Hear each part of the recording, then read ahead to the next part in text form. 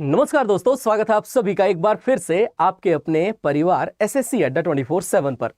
दोस्तों, आज मैं आपको बताऊंगा आरआरबी एएलपी के बारे में सारी जानकारियां। असिस्टेंट लोको पायलट यानी कि ट्रेन को ऑपरेट करने वाले हमारे फ्यूचर के सारे दोस्तों, 9,900 पदों पर 24 मार्च को रेलवे रिक्रूटमेंट बोर्ड ने वैकेंसीज जाहिर करने की बात कर दी थी। और अगर इतनी वैकेंसी जारी हो चुकी हैं तो आइए उनके लिए कैसे प्रिपरेशन की जाए, इस पर हम लोग चर्चा कर लेते हैं। क्विक जल्दी से अंडरस्टैंड करते हैं कि क्या क्या हमारे लिए आवश्यक होने वाला है इस सेशन के दौरान। But before we start, quickly जल्दी से सभी लोग चैनल सब्सक्राइब कर लीजिए, क्योंकि सारी जानकारियां आपको एक्सक्लूसिवली इसी चैनल पर मिलेंगी। सबसे पहले दोस्तों, ये था government of India ministry of railways की तरफ से आरआरबी का एक नोटिस। आरआरबी के इस नोटिस में इन्होंने प्रॉपरली बताया हुआ है कि एप्लीकेशन के स्टार्ट होने की डेट 10 अप्रैल 2025 होगी। हालांकि अभी तक एप्लीकेशन होना स्टार्ट नहीं हुआ है। नोटिफिकेशन तो आउट है ही, बस यही है कि एप्लीकेशन होना अभी आउट नहीं हुआ है। बाकी तो कहानियां आगे चलेंगी। असिस्टेंट लोको पायलट, जिसका इनिशियल पे इन लोगों ने बता रखा है 19,900, यानी कि जो सैलरी होगी वो लगभग जाएगी 40 के अराउंड। दूसरी बात, मेडिकल स्टैंडर्ड इनके लिए A1 चाहिए, जो कि इनका एक क्राइटेरिया है। 18 से 30 वर्ष इन्होंने 1/7/2025 को एज अपने इस नोटिफिकेशन में जारी की थी। बट मैं आपको बताऊं, ये 33 तक जाएगी, बिकॉज बीच में बहुत सारे ऐसे एग्जाम्स नहीं हुए हैं।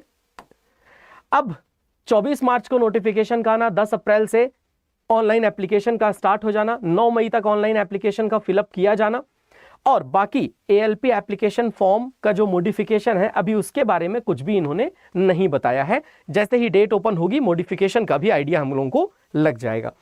ऑर्गेनाइजेशन तो आरआरबी है, रेलवे रिक्रूटमेंट बोर्ड है। असिस्टेंट लोको पायलट की वैकेंसी है। याद रखिएगा, पहला नोटिफिकेशन है 2025 का, 9,900 पदों पर यह वैकेंसी आई है। सेंट्रल गवर्नमेंट की नौकरी है और 10 अप्रैल से 9 मई तक अप्लाई कर सकेंगे। मुद्दा यह है कि अलाउंसेस और बेसिक 19,900 मिला करके ये लगभग 40 के आसपास सैलरी जाएगी। और अब आते हैं इसके सिलेक्शन प्रोसेस पर, जिसमें CBT 1, CBT 2, CBAT और फिर डॉक्यूमेंट का वेरिफिकेशन होगा।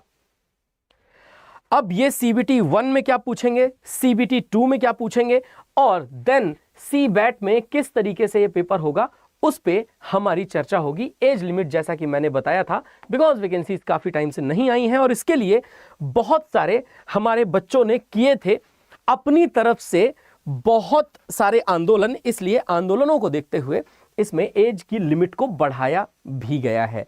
तो आई होप कि ये जानकारी आप सभी लोगों को प्रॉपरली समझ ही आ गई होगी।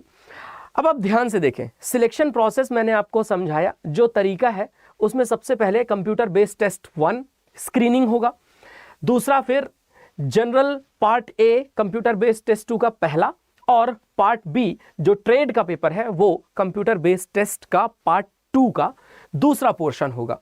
कंप्यूटर बेस्ड एप्टीट्यूड टेस्ट जिसे ALP के लिए करवाया जाएगा वो है CBAT, याद रखिए। फिर डॉक्यूमेंट का वेरिफिकेशन और मेडिकल टेस्ट वगैरह, ये तो नॉर्मल बातें हैं, होंगी ही होंगी। अगर आप इसको थोड़ा और अंडरस्टैंड करने की कोशिश करें दोस्तों, तो आप पाएंगे कि एलिजिबिलिटी क्राइटेरिया, अगर हम एजुकेशनल क्वालिफिकेशन देखें तो 3 क्राइटेरिया हैं। या तो बच्चा 10th प्लस ITI हो, या तो बच्चा डिप्लोमा होल्डर हो, और या बच्चा ग्रेजुएट इंजीनियर हो, मतलब कि बीटेक किया हुआ हो। अब ये कई सारे राज्यों में बीटेक होता है, कई सारे राज्यों में ये BE भी होता है, बैचलर ऑफ इंजीनियरिंग भी। अब इसमें 4 ही ब्रांचेस हैं जिनके बारे में इन्होंने बात की है। पहली इलेक्ट्रिकल ब्रांच, दूसरी इलेक्ट्रॉनिक ब्रांच, तीसरी ऑटोमोबाइल ब्रांच और चौथी मैकेनिकल ब्रांच। तो आप देखिए, मैकेनिकल, इलेक्ट्रिकल, इलेक्ट्रॉनिक्स और ऑटोमोबाइल, इन्हीं चारों में इंजीनियरिंग किया हुआ होना चाहिए, इन्हीं चारों में डिप्लोमा किया हुआ होना चाहिए, या इन्हीं चारों में 10th प्लस ITI किया हुआ होना चाहिए। केवल यही लोग ALP के लिए अप्लाई कर सकते हैं, और कोई एजुकेशनल क्राइटेरिया इन्होंने नहीं रखा है। 10th के साथ अगर कोई अप्लाई करना चाहता है तो ITI इलेक्ट्रॉनिक्स, इलेक्ट्रिकल, ऑटोमोबाइल या मैकेनिकल ट्रेड की होनी जरूरी है। अगर है तो अप्लाई कर सकते हैं, वरना नहीं अप्लाई किया जा सकता। दूसरी बात जो मैं आप लोगों को कहना चाहता हूं वो ये है कि देखो दोस्तों, 18 और 33 के बीच में जो लोग हैं वो अप्लाई कर सकते हैं, यानी 2/7/1991 के पहले ना पैदा हुआ हो और 1/7/2006 के बाद ना पैदा हुआ हो। जो इस बीच में पैदा हुए हैं वही लोग अप्लाई कर सकते हैं। तो आप जरूर देखिएगा कि आपकी कैटेगरी के हिसाब से जो अनरिजर्व्ड वाले हैं, जो जनरल कैटेगरी वाले हैं, वो तो इस बीच में होंगे तो अप्लाई कर पाएंगे। अगर आप इसके नहीं तो फिर आप देखिएगा एक बारी, ठीक है। आप अपनी कैटेगरी के हिसाब से देखिएगा, क्योंकि ओबीसी का अलग, एससी और एसटी का अलग, एक्स सर्विसमैन जो लोग हैं उनके लिए अलग क्राइटेरिया ये रखा गया है। रिलैक्सेशन भी एज का मिलता ही है। अब देखो दोस्तों, एससी एसटी के लिए 5 सालों का, 3 सालों का ओबीसी के लिए। ओबीसी में एनसीएल मतलब जो नॉन क्रीमी लेयर वाले हैं, क्रीमी लेयर वालों की बात नहीं कर रहे। फिर जो दिव्यांगजन है उनके लिए 10 साल प्लस कैटेगरी का रिलैक्सेशन है। एक्स सर्विसमैन को सर्विस पीरियड और 3 सालों का रिलैक्सेशन है। बाकी अदर्स की बात करें तो फिर जो भी नियम होंगे उनके लिए वैसा एप्लीकेशन करने के टाइम पर उनको रिलैक्सेशन मिल जाएगा। एप्लीकेशन फी की बात करिए, 250 रुपए लगेगी अनरिजर्व्ड कैटेगरी को छोड़ करके बाकी सबकी, एससी की कैटेगरी से, एसटी कैटेगरी, दिव्यांगजनों की या फीमेल की, एक्स सर्विसमैन की या ईडब्ल्यूएस कोटे से जो आते हैं, इन सभी के लिए 250 रुपए। याद रखिए, फिर से मैं कह रहा हूं, इन सभी के लिए 250 रुपए, और ये CBT 1 देने के बाद अकाउंट में पैसे वापस हो जाएंगे। अगर अनरिजर्व्ड की बात करिए और ओबीसी की बात करिए तो अनरिजर्व्ड और ओबीसी के लिए ये 500 रुपए की फीस लगेगी, जो 400 रुपए अकाउंट में वापस हो जाएंगे CBT 1 देने के बाद। क्लियर हुआ ना? तो यहां तक तो ये क्लैरिटी आपको मिल गई। अब देखिए, मुद्दा यह है कि एग्जामिनेशन का पैटर्न कैसा है। एग्जाम के पैटर्न को अगर देखो तो मैथ्स आपसे पूछेगा 20 क्वेश्चन 20 नंबर के। मेंटल एबिलिटी आपसे CBT 1 में पूछेगा 25 क्वेश्चन 25 नंबर के, यानी रीजनिंग। साइंस आपसे 20 क्वेश्चन 20 नंबर के, और जनरल अवेयरनेस आपसे 10 क्वेश्चन 10 नंबर के। तो टोटल हो गए 75 क्वेश्चन 75 नंबर के। और याद रखिए, अगर सही किया तो 1 नंबर मिलेगा करेक्ट करने का, और अगर गलत किया तो 1/3 नंबर कट जाएंगे इनकरेक्ट करने का, यानी 3 गलत कर दिए और 1 सही है तो टोटल नंबर मिले 0। यह हिसाब किताब है भैया।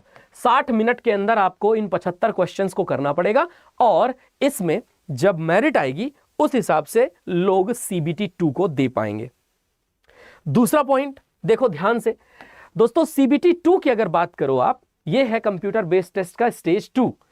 CBT 2 में आपको सबसे पहले तो पार्ट ए रीजनिंग, मैथ्स और बेसिक साइंस और इंजीनियरिंग के टोटल मिलाकर के आपसे 100 क्वेश्चंस पूछे जाएंगे। 90 मिनट का समय होगा आपके पास, और ये लगभग उसी तरीके से है कि 35-35 और 30 या 30-30 और 40।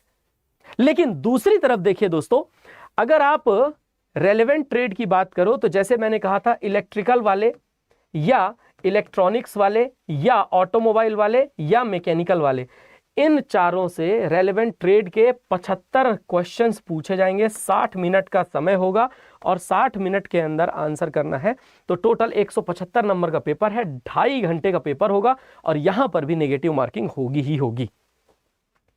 इसलिए मान करके चलिए कि पढ़ाई ढंग से करनी पड़ेगी। CBT 1 तो आपने क्वालिफाई कर लिया, चलिए ठीक, लेकिन CBT 2 क्वालिफाई करने के बाद आप लोग दे पाएंगे CBAT। तो क्या सिलेबस होगा जो आपसे पूछा जाएगा? सैलरी तो भाई आपको मिलनी ही है 40,000 के आसपास, लेकिन ओवर टाइम इसमें ट्रेन के लेट हो जाने पर, डिले हो जाने पर जो मिलता है वो आपकी सैलरी को और ज़्यादा बढ़ा देता है। फिलहाल देखिए, गणित के पाठ्यक्रम में आपको वही एरिथमेटिक और एडवांस के टॉपिक मिलेंगे। जैसे देखिए, ज्योमेट्री और ट्रिग्नोमेट्री है, अलजेब्रा है, एलिमेंट्री स्टैट्स है, square root, age calculation, calendar और clock, pipe system, decimal, fraction, LCM, HCF, ratio proportion, percentage, time work, time and distance, simple and compound interest, profit loss, यही सब topics हैं। ऐसे ही simply देखिए, अगर आप रीजनिंग के टॉपिक्स को देखें तो analogy, alphabetical and number series, coding and decoding, mathematical operations, relationships, syllogisms, jumbling, Venn diagram, data interpretation, sufficiency, conclusions and decision making, similarities and differences, analytical reasoning, classification, direction, statement argument. तो ये सारे के सारे सामान्य विज्ञान में आपको ये प्रश्न पूछे जाएंगे। और दोस्तों, सामान्य विज्ञान की चिंता तो आप मेरे ऊपर छोड़ दीजिए, क्योंकि मैं आपको बता दूं, अगर आप लोग मुझे फॉलो करते हो तो अच्छी बात है, नहीं फॉलो करते हो तो आपका एक और छोटा सा परिवार है YouTube पर, रेलवे अड्डा 24/7। रेलवे अड्डा 24/7 परिवार YouTube पर आप लोग इस चैनल को सब्सक्राइब कर लीजिए और रोज शाम 7 बजे मैं आपको साइंस हेल्प करता हुआ मिलूंगा। तो दोस्तों, फटाफट सब्सक्राइब कर लेना। रोज शाम 7 बजे टॉपिक वाइज साइंस आपको कवर करवाऊंगा, फिर उसकी प्रैक्टिस भी करवाऊंगा। तो टेंशन नहीं लेनी जीव विज्ञान, भौतिक विज्ञान, रसायन विज्ञान और इन्वायरमेंट की। और दूसरी तरफ है सामान्य जागरूकता का पाठ्यक्रम। भैया जनरल अवेयरनेस, जीए बोलते हैं जिसको, history, geography, polity, economy, static GK, current affairs. अब history, geography, polity, economy, static GK और करंट अफेयर्स में सारी चीजें हैं। स्पोर्ट्स के इवेंट है, रेलवे के अपडेट है, साइंस और टेक्नोलॉजी है, national current affairs award honour है, आर्ट एंड कल्चर है, स्टैटिक जीके है, सब कुछ। तो करंट और स्टैटिक जीके का एक अच्छा खासा पोर्शन है और इसे दोस्तों मैं आप सभी लोगों के लिए कवर करवाता हूं रोज सुबह 9 बजे। तो आप सभी लोग जुड़ना मत भूला कीजिए। रोजाना सुबह 9 बजे आपके अपने एसएससी अड्डा 24/7 यूट्यूब चैनल पर। और आपके लिए ये क्लासेस जो हैं एग्जाम क्वालिफाई करवाएंगे, इस बात की मैं गारंटी देता हूं। तो फटाफट दोस्तों, एसएससी अड्डा 24/7 जिस चैनल पर आप अब मुझे देख रहे हैं, फटाफट इसको सब्सक्राइब कर लीजिए, क्योंकि मैं आपको भरोसा दिलाता हूं, आप मेरी बात मान के चलिएगा, फ्री यूट्यूब क्लासेस से भी आप आराम से एग्जाम क्वालिफाई कर जाओगे। आप लोगों को बहुत मदद मिलेगी। हमारा प्राइमरी उद्देश्य है, हमारा लक्ष्य है आपका सिलेक्शन, याद रखिए। तो दोस्तों, ये रहा आज के लिए इंफॉर्मेशन का पूरा चार्ट। आप लोग बताइए कि आप और क्या इसके बारे में जानना चाहते हैं, और फटाफट चैनल को सब्सक्राइब जरूर कर लीजिएगा। थैंक यू सो मच, ख्याल रखिए अपना, टेक केयर, जय हिंद दोस्तों।